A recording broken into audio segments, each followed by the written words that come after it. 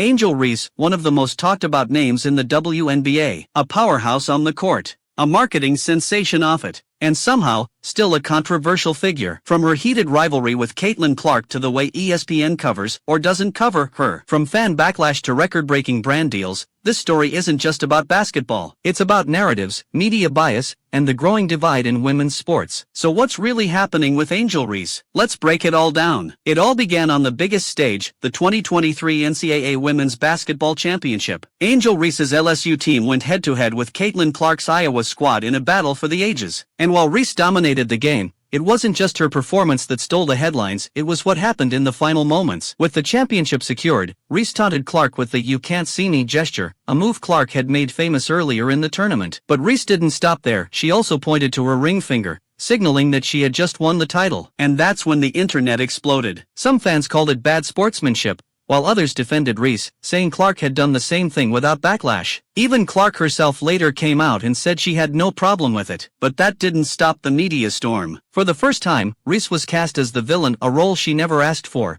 but one that would follow her into the WNBA. Now, here's where things get really interesting. Many fans believe that ESPN and other major sports networks are playing favorites when it comes to covering women's basketball. And the evidence? It's right there in the headlines. When Angel Reese was ejected from a game in early February, ESPN immediately sent out a push notification about it. Fast forward to a recent game where Reese put on a spectacular performance, and silence. A fan on X, formerly Twitter, called out ESPN by posting a screenshot of the ejection notification with the caption, "Sue, was a push notification sent out for this one, too?" And they had a point. Where was the same energy when Reese dominated a game? This raises serious questions. Is the media shaping the way we view these athletes? And is Angel Reese being treated unfairly? But it's not just the media. Some WNBA fans have also turned on Angel Reese, questioning her attitude, her playstyle, and even her marketability. Some say she's too arrogant. Others claim she brings too much drama. And then there's the undeniable fact that race plays a role in these conversations. Reese has addressed the double standards herself,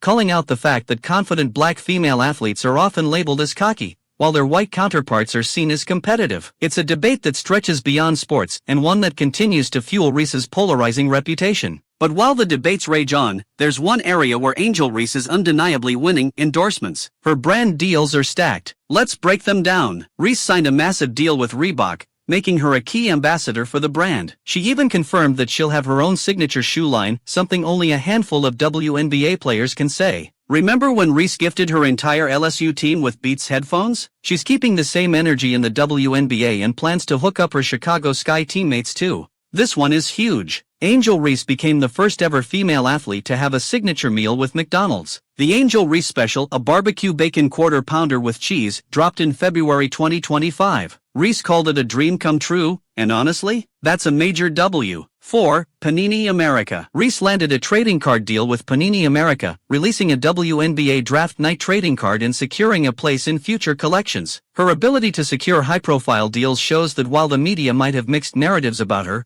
brands see her as a marketing goldmine. The Nike controversy and the United Center debate. But let's not forget, Caitlin Clark isn't exactly missing out on brand deals either. Clark just signed a $28 million deal with Nike, the biggest women's basketball shoe deal ever. Meanwhile, Nike also put up a huge Caitlin Clark billboard in Chicago, Angel Reese's home turf. A lot of fans saw this as disrespectful to Reese, especially since Clark isn't even on the Chicago Sky. But that's not all. The Chicago Sky also announced that 2 of their games against Clark's Indiana Fever will be played in the United Center instead of their regular home arena. Translation? The Reese vs. Clark rivalry is so big that they're moving games to a bigger stadium to handle the demand. It's a smart business move, but some see it as another sign that Clark is getting more attention than Reese even in Reese's own city. The Unrivaled league and the future of women's basketball. Now, there's one more major development that could change the game for WNBA players, including Reese. The WNBA just signed a deal with the new Unrivaled League, giving WNBA players more financial opportunities, including trading cards and memorabilia deals.